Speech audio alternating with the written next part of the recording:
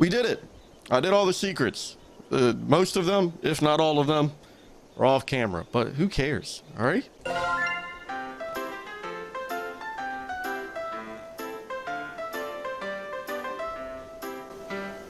Chapter 3, Nyarlathotep's Catastrophe. You know, I was fine with it until they said the name and the double voice came on. Oh, artwork looking clean. Different intro? Fear of the unknown is the single strongest fear of mankind. Terrors from beyond the borders of knowledge. Definitely different intro. And yet, the truest horror has been in mankind's cradle since the beginning, and walks the earth amongst us now. For true evil exists not in the devil unseen, but the devil seen and unrecognized. Don't tell me it's cats, kid. I got one wandering around right now. When you meet her, you realize that tucking away the rest of the horrors to the unseen corners of the stars is a blessing. Okay. A shade of 1,000 manifestations, each more horrific than the last. That's what you look like. She serves only one, whose chaotic and phantasmagorical wishes she obeys with extreme prejudice.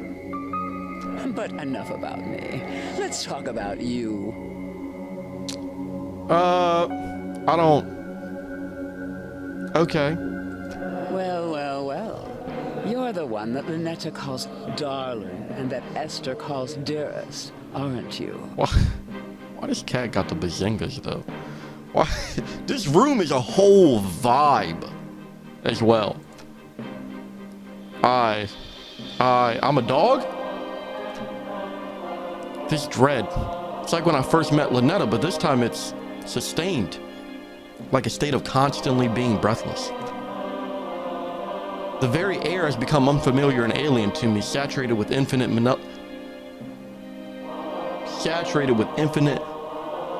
malevolence. It is impossible to breathe. The veil has been pierced, and the outer cosmos has revealed its limitless cruelty in the form of this avatar of insidious implication. Its very presence assails my mind, turning it against itself and all that is decent. There, at the terminal precipice, I learned that terror not only haunts, it speaks. Speak up. I'm an older god, so I'm a little hard of hearing. Are you or are you not the human that has been dating my nieces? You're the aunt? I mean, just the one, honestly. Normally, I'd have an ounce of defiance in me, and I demand that she introduces herself first. But now, I feel it in my very bones. I'm being talked down to by something far beyond me. I am. Good. Yeah, you're putting in that work with the smooches. Would you like a cup of hot tea? A cold glass of water? Can I have a cold glass of hot tea? You're offering me something to drink? You've been through a lot. I just wanted to ensure you're at ease for now. Yeah, but you're having me drop my defenses. No, I just meant it's odd for you to be a guest in my room and offer me something. Are you certain this is your room? No, I'm not. But I like it regardless. The very floor beneath my feet feels mercurial and unreliable, shifting nightmarishly in non-Euclidean vertigo. Euclidean? Euclidean? Who are you? Who am I? I am the obscure, the unutterable, in chaos. I'm not gonna lie, for all of half a second, I thought she said, I'm the unnuttable. When mankind pushes out into the unknown, I am the unknown that pushes back. Okay. But just like my troublesome nieces, you can just call me Auntie Nyan Nyan. Ooh, I like it.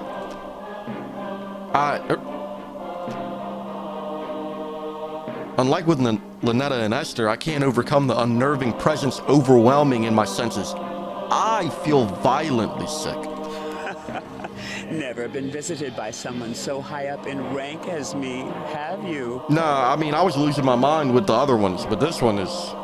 You don't even have a mouth. Like, this is just telepathic. Silly question.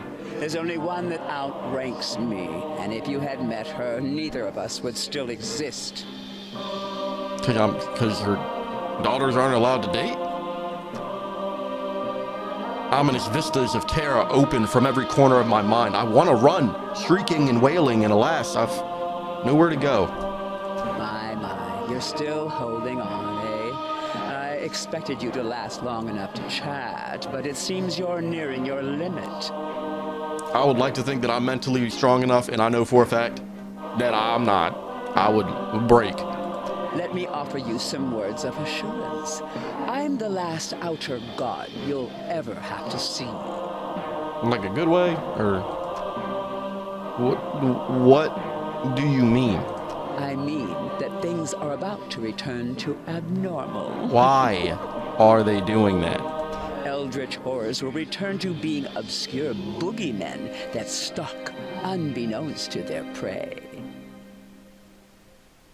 Okay, that sounds more like normal. The veil shall be lowered again until the gate opens and mankind is eradicated. I thought we eradicated mankind already, 2 realities ago. In other words, you'll never see me or my family ever again. No, I don't like that. But why? Why do you want to split us up? Did you know that even amongst gods there are things that are strictly taboo? Like banging your followers? So like a church. You see, whenever mankind starts exploring too far, too quickly, you accelerate the end of all things. Okay, so, I mean, what are you doing? Rewinding time? So we appear to slow things back down. We scare you back to the safety of the familiar. We whisper evils and destructive mantras to the most dangerous of your kind to ensure progress slows. There's a distraction. Because the longer you stay afraid, the longer you live.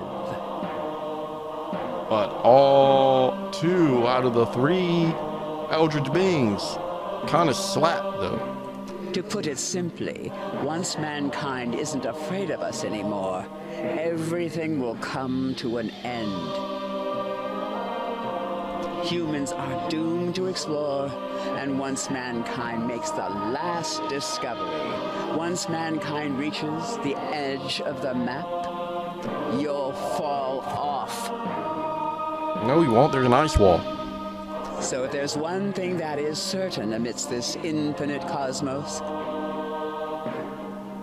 it's that for all of time, our relationship is shepherd and livestock, as we set the pace to the slaughterhouse. Okay, I don't like that your one eyeball is looking very angry with me. In that context, outer gods and humans being romantically involved is beyond taboo. It's upsetting the natural order and is a conflict of interest, to say the least. I'll be honest, I think you're upset because you don't have lips, so you can't be smooched by me. Now, all of this I can forgive because my troublesome nieces led you astray. I know you didn't mean to participate in such a grave taboo, right? No, I did. I guess I didn't know. Good. Then we can work together to ensure it'll never happen again. Good answer, because my answer probably would have got me destroyed. You're familiar with these books, yes? I had one made for just this occasion. Okay. Do what needs to be done. Perform the Banish Moo ritual. What will it do? Moo is the bookmaker, so it will prevent eldritch gods and humans from dating ever again. But I don't know about that one. Sorry, Nan. No more books can be made, and the entity responsible for bridging the gap between our realms will be destroyed. You want me to destroy a dude just for making the book when I'm the one that used the book for a different purpose? Our relationship will return to strictly business, in a manner of speaking. I don't want... Do not force me to remind you the grave seriousness of the situation. I promise you've never seen anything like what I can do. I mean, okay, Beerus, calm down. Why are you, Mitch, were you like 7 feet tall? Why don't you just kneel down or like sit there? There's a, know what? Perform a banishment ritual. I am so sorry she forced me to make this book. She said she'd spare me if I let you banish me instead. To destroy me, draw the symbol and chant. Goodbye. I hope that love will be your black fire in total darkness. Okay. Ooh, hieroglyphics. Anything all the way in the back? Nope. I got you. I got you, buddy. Turn that off. Turn that off. You're standing in my circle. Oh, I understand.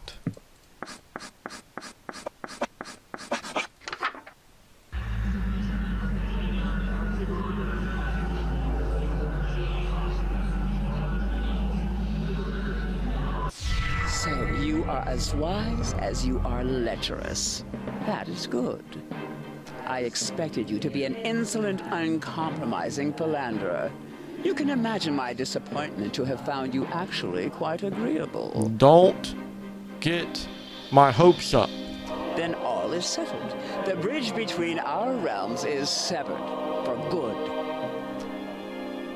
Can I just go home now? This may look like your room, but I promise that you've traveled a long way from home. That's why I said, can I go back to mine? Far enough so that you will find it quite impossible to return. So yeah, I just do what? I just stay here? Do I become one myself? The Smooch? Eldritch? Wait, hold on. I did the spell. I'm no danger to you anymore. I know that very well. You've just seen the precipice of the abyss and flinched. There's nothing left of you to be concerned with. You told me there's one more. Concerned about that one. However, that banishment ritual made it so neither you nor I can travel to the realm of man ever again. Okay. Just a precaution. Call me thorough.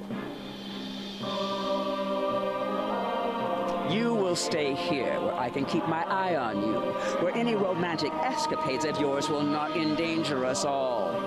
Okay, so we get a little furry action in the last chapter. But I... Rarely do I bother myself with the affairs of humans, but it was a Smooch, wasn't it? The treasure for which you traded your life how many times? Approximately 3 times if you count the Lynetta and Esther. I'm not counting. Then allow me. Oh yeah! Is this sufficient? That's all you need to smooch me, right?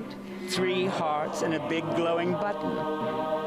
And a handful of the business. I am well versed in human courtship, but am curious as to what made my nieces bicker over you so incessantly. Now that you don't pose a threat.